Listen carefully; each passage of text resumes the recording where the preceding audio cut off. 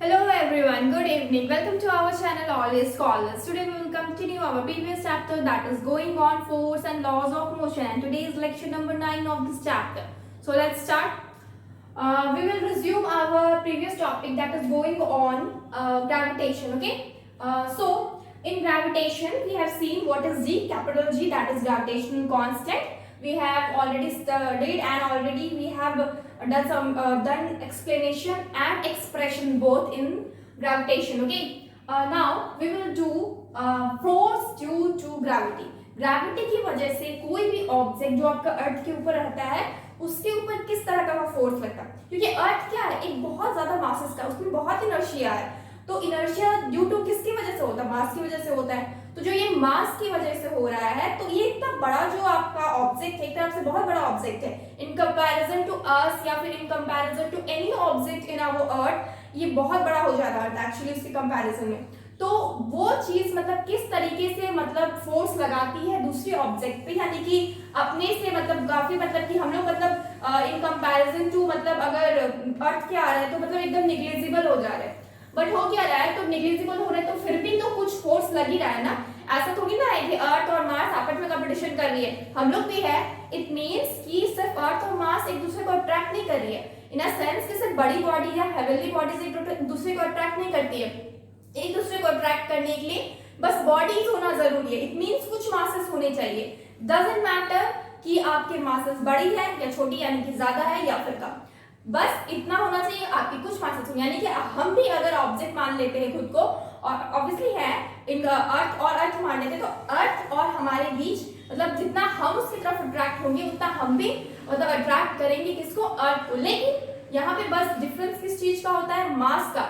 मास बहुत छोटा हो जा रहा है मेरा, और अर्थ का मास क्या हो जा रहा है? काफी बड़ा हो जा रहा है. इस वजह से हम उसकी तरफ अट्रैक्ट होते हुए ये दिखता है, एक्चुअली हम उसकी तरफ मूव कर रहे हैं, ये चीज दिखता है, लेकिन ये नहीं दिखाई देता है कि अर्थ हमारी तरफ भी मूव कर रहा है.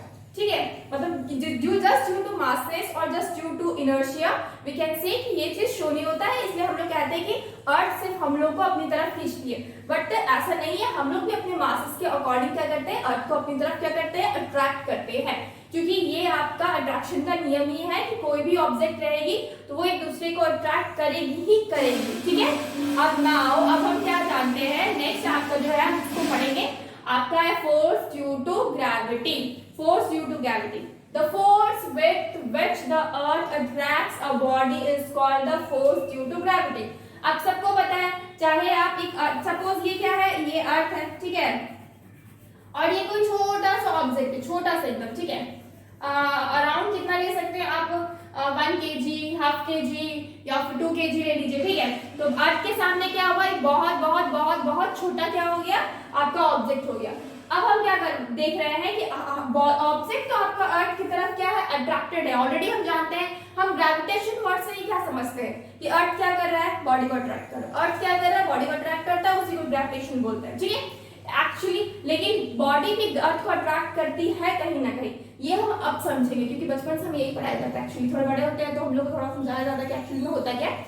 बट एक्चुअली नो डाउट कि अर्थ बॉडी को अट्रैक्ट करती है, बट कहीं ना कहीं जो ऑब्जेक्ट रहती है वो भी अर्थ को अट्रैक्ट करती है. The force with which the earth attract a body is called the force due to gravity. Actually इसमें सिंपल लैंग्वेज में ऑलरेडी बोल दिया है, जो कि हम 50 बार तभी से बोल रहे हैं कि कोई भी फोर्स जो है जिसपे आपका अर्थ मतलब जो ऐसा फोर्स जिससे अर्थ आपको क्या कर रही है? अट्रैक्ट कर रही है. अर्थ attracts a body.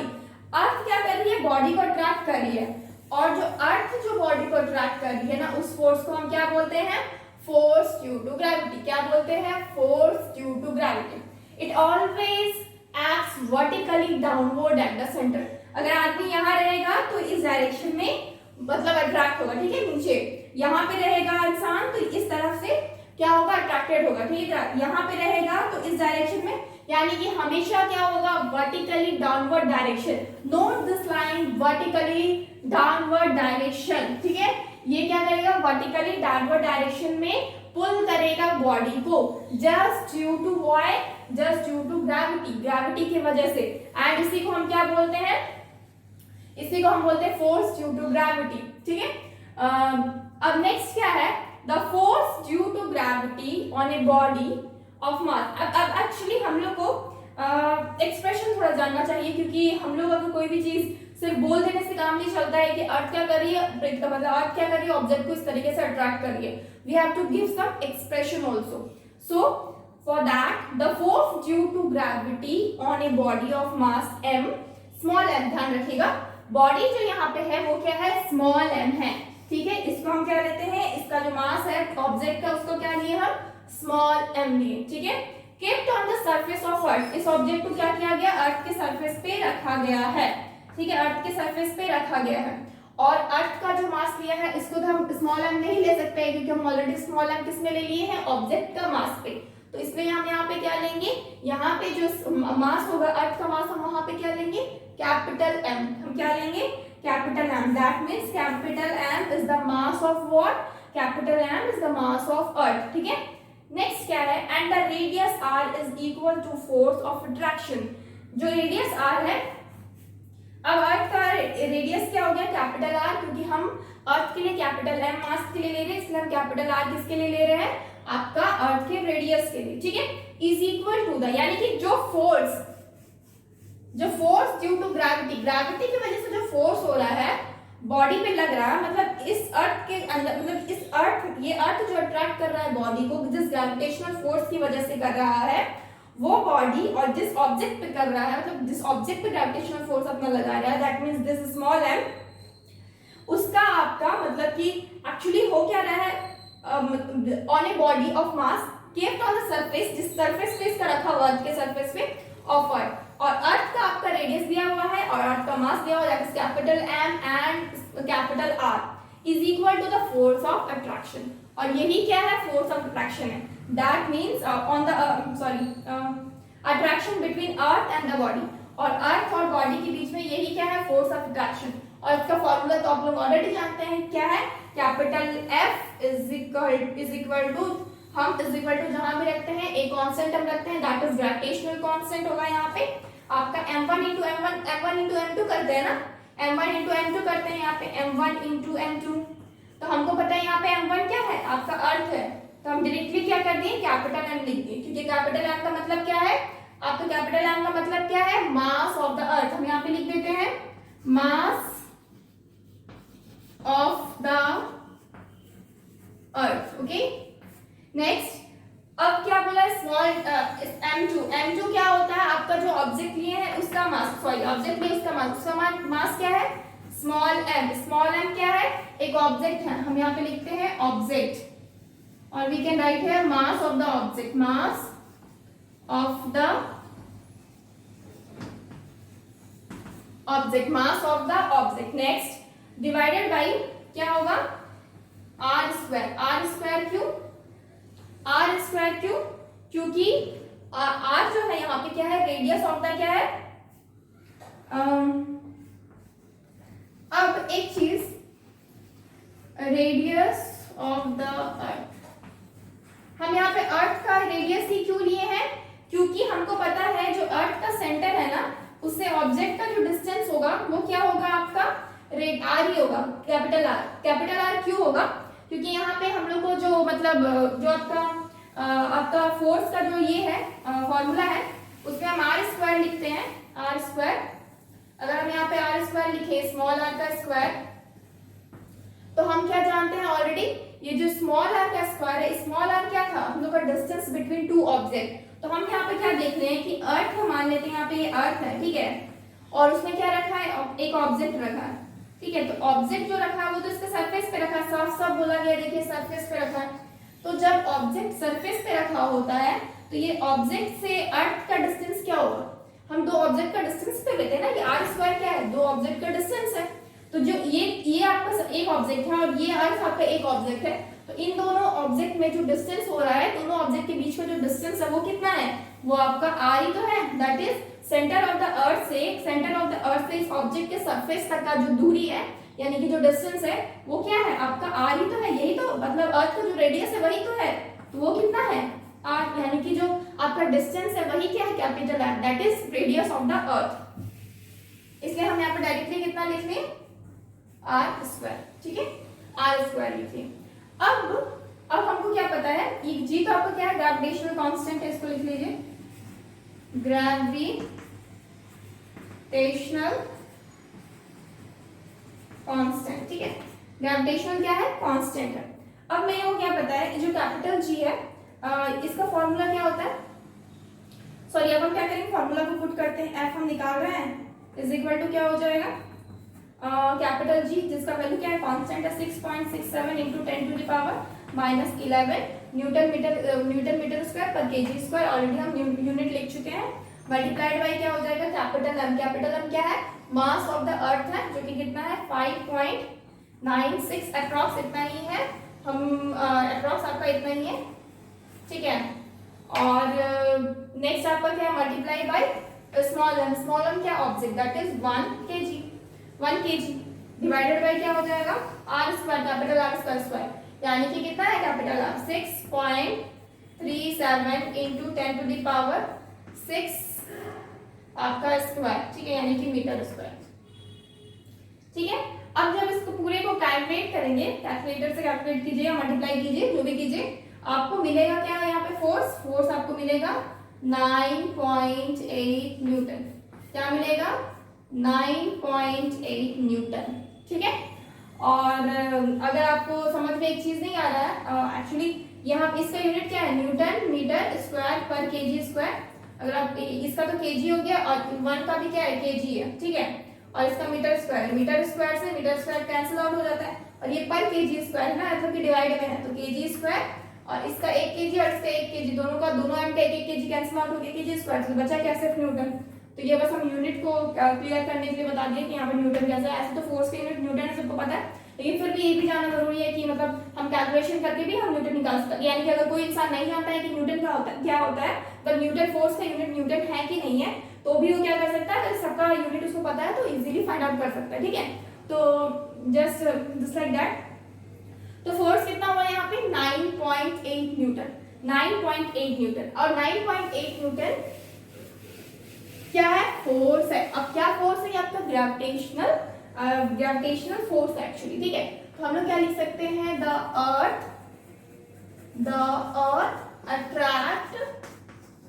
attract the body of 1 kg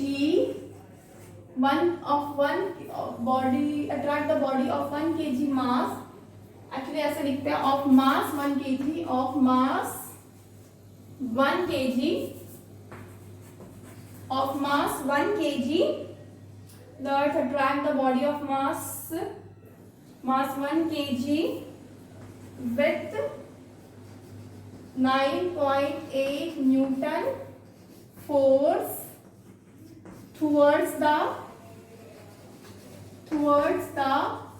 center, okay, towards the center। तो हम कंक्लूजन ये निकाल सकते हैं, यानी कि एक बॉडी जो है यानी कि अर्थ जो है वो एक 1 kg मास का बॉडी को 9.8 न्यूटन फोर्स से क्या कर रही है, अट्रैक्ट कर रही है अपने ऊपर, अपनी तरफ क्या कर रही है, अट्रैक्ट कर रही है। यानी कि बॉडी में अगर 1 kg का मास है तो अर्थ पे उसका जो फोर्स लग रहा है, मतलब कितना फोर्स के साथ उसको अट्रैक्ट कर रही है, वो कितना है 9.8 kg, 9.8 न्यूटन, ठीक है, 9.8 न्यूटन। एक चीज, ये अर्थ हुआ, ठीक है, ये अर्थ है, ठीक है, और इस सरफेस पे क्या है, 1 kg का आपका 1 kg का आपका क्या रखा है, ऑब्जेक्ट रखा, बॉडी रखा है, ये क्या है, अर्थ है। तो ये आपका सेंटर हुआ, ठीक है। तो अब ये बॉडी क्या है, ये बॉडी जो है ये अर्थ के, ऐसे तो आपका अर्थ आपको इसको अट्रैक्ट करता है, ग्रेविटेशनल फोर्स की वजह से इसको डाउनवर्ड डायरेक्शन पुल करता है, और कहीं ना कहीं ये बॉडी भी अर्थ को अपनी तरफ अट्रैक्ट करती है, बट ड्यू टू मास, बहुत छोटा मास होता है, एकदम निग्लिजिबल मास हो जाता है अर्थ के सामने, इसलिए क्या होता है, वो शो नहीं होता है, इसमें दिखता नहीं है, ठीक है। इसलिए हम लोग बोलते हैं कि सिर्फ बॉडी ही क्या कर रही है, अर्थ को अपनी तरफ अट्रैक्ट कर रही है। और हमको अब पता चल गया ये जिस फोर्स के साथ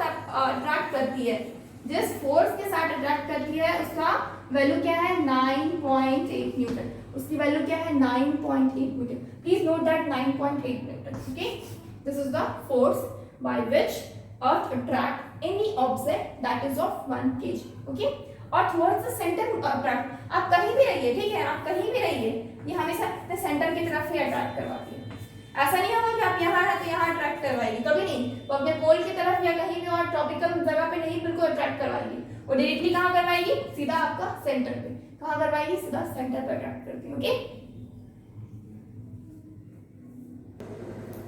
so friends, next, what is the topic, that is acceleration due to gravity. acceleration due to gravity actually होता क्या है, इसके पीछे थोड़ा सा हिस्ट्री बता देते हैं। एक्चुअली ये जो एक्सेलरेशन ड्यू टू ग्रेविटी है, ये सबसे पहले हमारे जो साइंटिस्ट थे दैट इज गैलीलियो, उन्होंने क्या कहा था, उन्होंने एक एक्सपेरिमेंट किया था। उन्होंने एक्सपेरिमेंट क्या किया था, आपका एक्सेलरेशन अंडर ग्रेविटी के मतलब कि अंडर ग्रेविटी में एक एक्सपेरिमेंट किया था। उस एक्सपेरिमेंट में उन्होंने क्या देखा कि कोई भी बॉडी हो, चाहे कितना भी मास का हो, कितना भी बड़ा हो या फिर कितना भी छोटा क्यों ना हो, अगर एयर ना हो, यानी कि एब्सेंस ऑफ एटमॉस्फेयर में, यानी कि इन अ वैक्यूम में क्या होता है कि बॉडी क्या होती है ना, जब वो नीचे करती है, यानी कि फ्री फॉलिंग बॉडी, यानी कि ऊपर से जब नीचे बॉडी गिरती है तो वो क्या कहती है, एक इक्वल आपका उसमें एक्सेलरेशन रहेगा। मतलब ठीक है, कहने का मतलब है कि अगर आप एक मान लीजिए एक फेदर है, ठीक है, एक फेदर है आप यहाँ पे और एक लोहे की कील है, ठीक है, अगर आप लोहे की कील है, दोनों को आप छत से क्या कर रहे हैं, नीचे गिरा रहे हैं, तो पहले कौन पहुंचेगा, सबको अच्छी तरह से पता है ये लाइट है, ये हेवी है,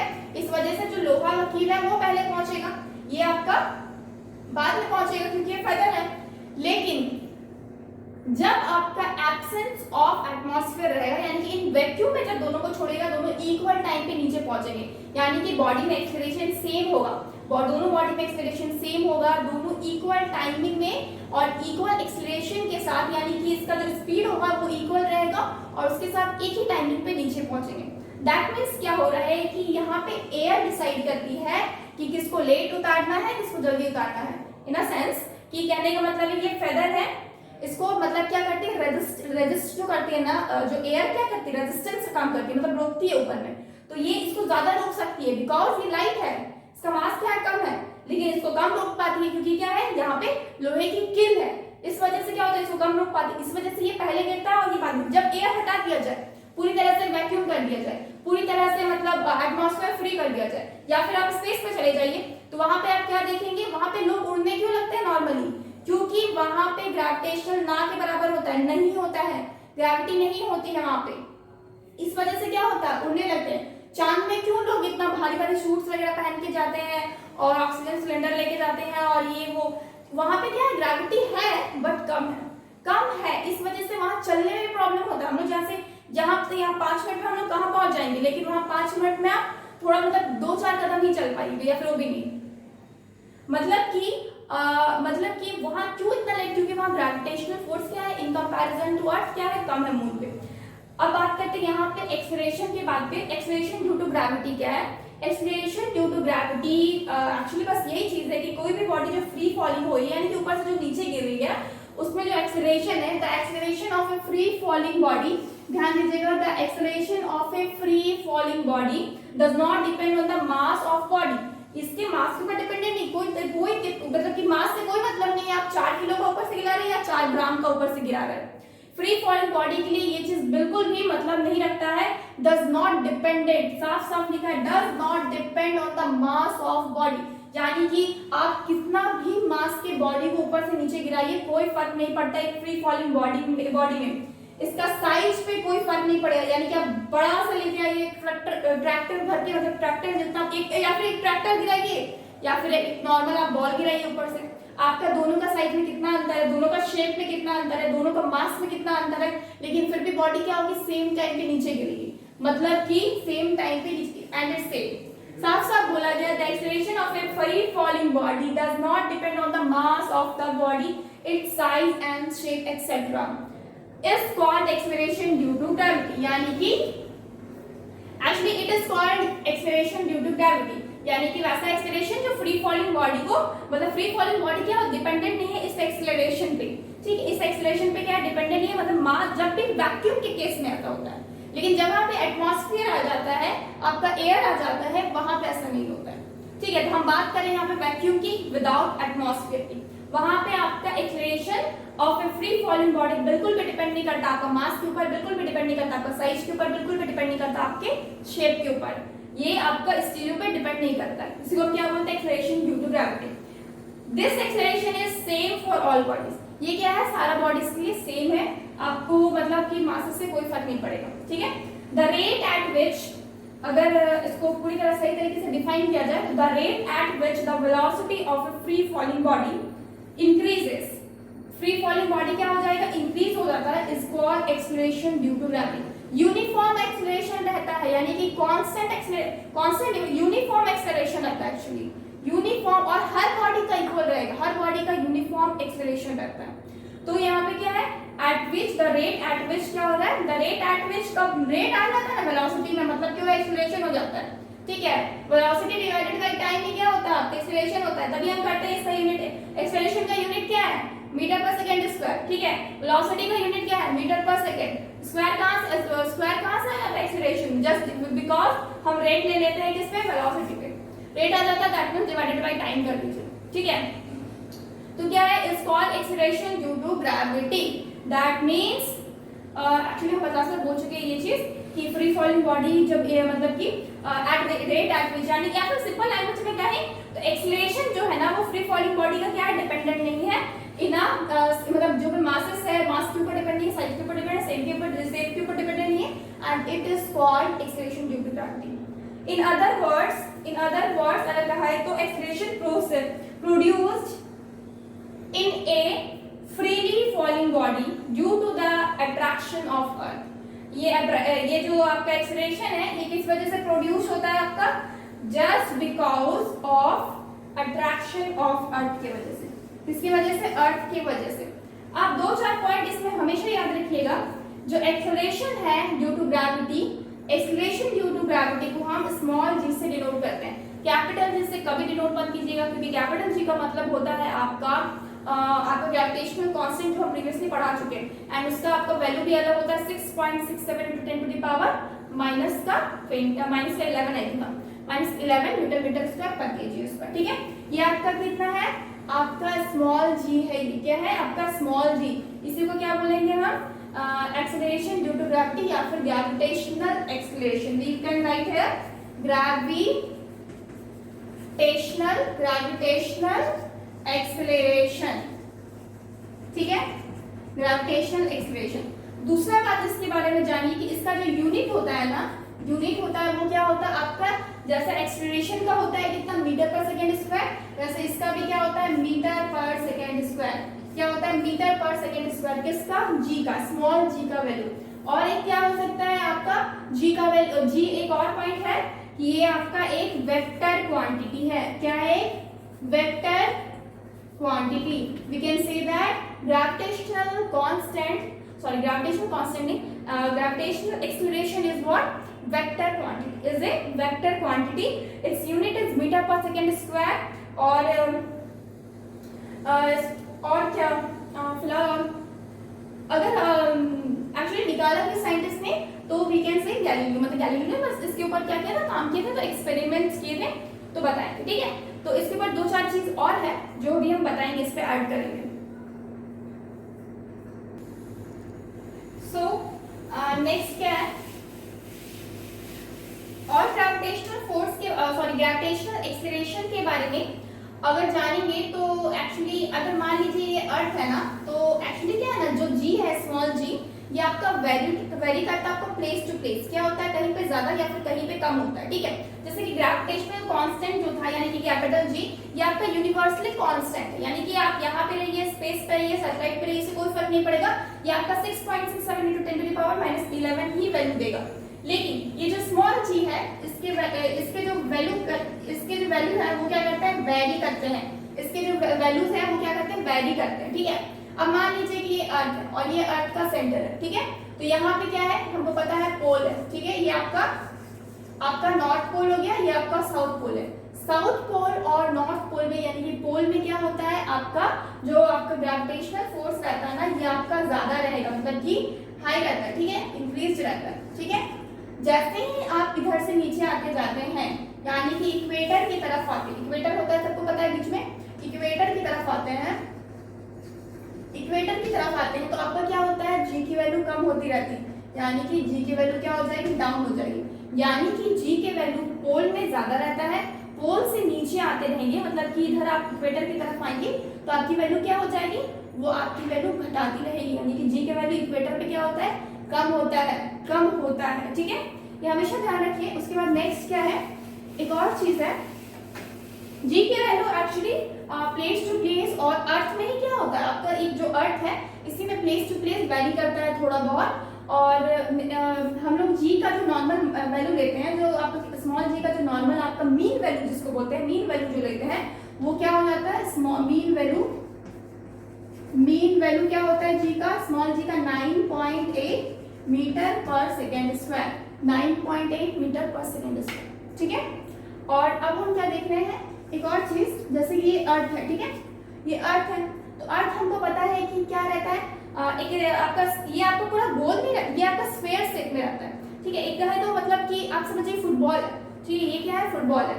फुटबॉल के चारों तरफ मतलब ऊपर में क्या होगा, ऊपर में चारों तरफ क्या होता है, ऊपर में चारों तरफ आपका ग्रेविटेशनल फोर्स रहेगा ना, वो आपका ज्यादा रहेगा, मतलब कि ज्यादा रहेगा, ठीक है। यानी कि जो अर्थ है ना, मतलब चारों तरफ क्या है, पूरा जो चारों तरफ आपका अर्थ है, ये क्या है, अब जैसे कि मान लीजिए ये आपका राउंड, अभी तो मेरे पास ऐसा कुछ है नहीं, ये मान लीजिए आपका एक अर्थ है, तो इसका चारों तरफ क्या रहेगा, मतलब कि काफी ज्यादा, मतलब कि ग्रेविटेशनल फोर्स हाई रहेगा, ठीक है। आउटर सरफेस में ग्रेविटेशनल फोर्स हाई रहता है, ठीक है। जैसे ही आप इसके अंदर जाने लगेंगे, मतलब कि अंदर से अंदर जाने लगेंगे, ठीक है, मतलब कि स्फीयर के अंदर जाने लगेंगे, यानी कि आप इसके सेंटर पे पहुंचेंगे, एकदम बीच में, क्योंकि ये स्फीयर शेप का है ना। आप डोंट थिंक कि आप इसको मतलब कि सर्कल मत मानिए, इसको स्फीयर मानिए। तो इसको स्फीयर मानेंगे ना, तो क्या होगा, इसका जो बीच का पॉइंट है, मतलब अंदर जब जाएंगे तो इसका सेंटर आएगा कहीं पे, और जहां पे सेंटर आएगा ना, वो सेंटर में जो जी की वैल्यू होती है ना, वो 0 हो जाती है। जो आपका स्मॉल जी का वैल्यू होता है वो क्या हो जाता है, 0 हो जाता है। यानी कि सेंटर में क्या होता है, आपका स्मॉल जी का वैल्यू 0 हो जाता है, स्मॉल जी का वैल्यू सेंटर में 0 हो जाता है। यानी कि इससे चारों तरफ, मतलब ऐसा नहीं कि इक्वेटर में नहीं रहता, इक्वेटर में भी रहेगा, ये आपका पूरा मतलब कि जो बाहर का पोर्शन है वो क्या रहेगा, पूरा जी आपका स्मॉल जी क्या रहेगा, आपका ग्रेविटेशनल एक्सेलरेशन जो है वो आपका हाई रहेगा, ग्रेविटेशनल एक्सेलरेशन क्या रहेगा, हाई रहेगा। जैसे ही आप इसके अंदर जाएंगे, यानी कि आप उसके ये में पहुंचेंगे, सेंटर में पहुंचेंगे, क्या हो जाएगा, आपका ग्रेविटेशनल फोर्स कम हो जाएगा, मतलब एकदम आपका, और सेंटर तक कम होते जाएगा, और सेंटर में पहुंचते पहुंचते क्या हो जाएगा, 0 हो जाएगा। यानी कि सेंटर में अगर पूछा जाए ग्रेविटेशनल एक्सेलरेशन कितना होता है, तो जी होता है, कितना होता है, जी होता है, मतलब जी होता है और 0 होता है, सॉरी, जी का वैल्यू क्या होता है, 0 होता है। तो अब क्या है, इसका मतलब क्या है, हम लोग का जो जी है ये क्या करता है, वैरी करता है। अब मान लीजिए एक अर्थ पे ही इतना वैरी कर रहा है, तो आप पूरे यूनिवर्स को अगर लेंगे तो वहां तो जी की वैल्यू काफी ज्यादा वैरी करेगी। तो जी हाँ, जी की वैल्यू हर जगह वैरी करती है, हर जगह, हर प्लैनेट में अपने हिसाब से कहीं कम कहीं ज्यादा इस हिसाब से रहती है। लेकिन अगर हम इसको नॉर्मली कंपेयर मून के साथ करते हैं, मून के साथ जब हम अर्थ का कंपेयर करते हैं और इसका ग्रेविटेशनल फोर्स मान लेते हैं जी डैश है, और इसका हम जी है मान लेते हैं, तो ये क्या है, 1/6 है। मून का जो ग्रेविटेशनल फोर्स है ना, जो ग्रेविटेशनल फोर्स है वो क्या हो जाता है, 1/6 ऑफ अर्थ का आपका जो ग्रेविटेशनल फोर्स है, सॉरी ग्रेविटेशनल एक्सेलरेशन जो है ना, एक्सेलरेशन ड्यू टू ग्रेविटी, तो जो ये मून का एक्सेलरेशन ड्यू टू ग्रेविटी है ये कितना हो जाएगा, 1/6 ऑफ द आपका अर्थ का आपका एक्सेलरेशन ग्रेविटी, ठीक है, मतलब एक्सेलरेशन ड्यू टू ग्रेविटी उसका मतलब 1/6 हो जाएगा, ठीक है। यहाँ पे डैश नहीं होगा। अब मान लीजिए ये जो जी डैश है ना, ये आपका मून का ग्रेविटेशनल एक्सेलरेशन है, और जो जी है वो क्या है, अर्थ का आपका क्या है, ग्रेविटेशनल एक्सेलरेशन है। तो हम क्या जानते हैं, हम जानते हैं कि मेरा जो मून में ग्रेविटेशनल एक्सेलरेशन रहता है वो क्या होता है, कम होता है, काफी कम होता है। कितना कम होता है बोला जाए तो 1/6 होता है, 1/6 ऑफ व्हाट, अर्थ के ग्रेविटेशनल एक्सेलरेशन से 1/6 होता है, okay.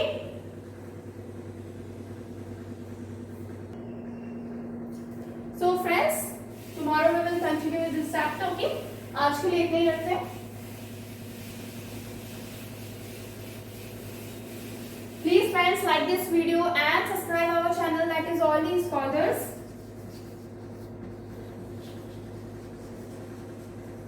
And download our app, that is CSCS